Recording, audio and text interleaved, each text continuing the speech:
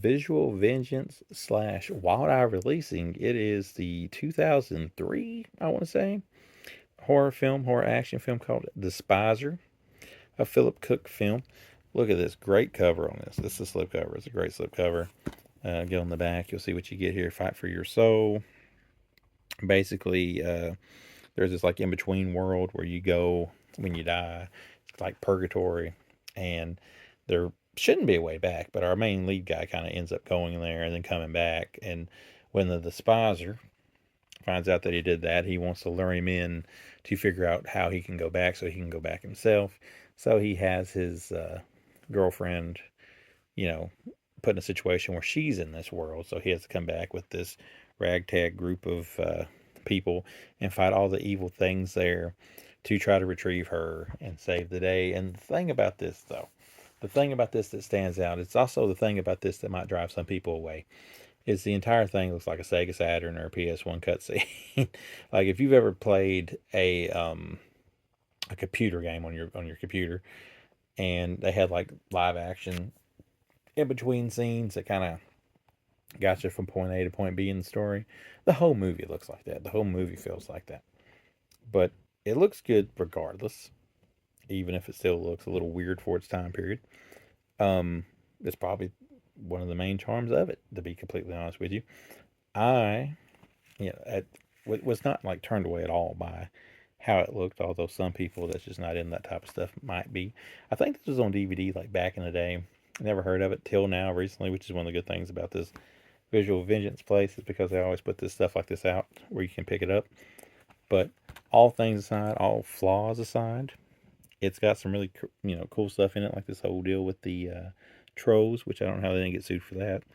And I will give it a 3 out of 5. But there you go, director, supervisor, SD master from original tape elements, commentary, whole bunch of extras there that you can like stop there. If you want to read that, there's interviews with the director. The thing about this is with most Visual Vengeance ones, is they're not necessarily meant to be in not 4K, but not necessarily meant to be in HD. But they make it work, and it looks the best it's going to look. I'm sure it looks better than the DVD used to look. It is region free. It is 133. But that being said, it's pretty darn entertaining. And apparently Joe Bob Briggs also agreed with that if you want to go that far into it. But like I said, here's our slip case. There's our other cover, which looks pretty cool in its own right. Kind of torn. I guess I kind of like the colors better on that, though. When you pop her open, you'll see the other reverse cover you can have here when you pop the disc out. It is the old school original DVD version of it. So yeah, lots of options here.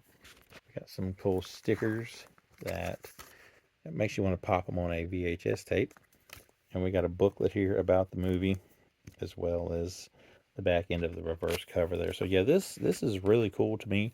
Like I said, this was the first Visual Vengeance title that I was able to secure and do a review for you guys. Hopefully it's not the last.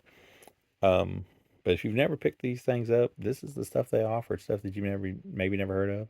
It's not going to look the best on Blu-ray, although it's going to look the best it can look. But it's fun stuff, especially if it's more in the line of what this was. So yeah, 3 out of 5. Would watch again. Would recommend, even if it looks really weird. But it still took a lot of skill to add all the stuff together to make it look that way. So pick this one up. Give it a try if you're curious. I thought it was a lot better than I thought it would be originally. So yeah, Despiser is okay in my book.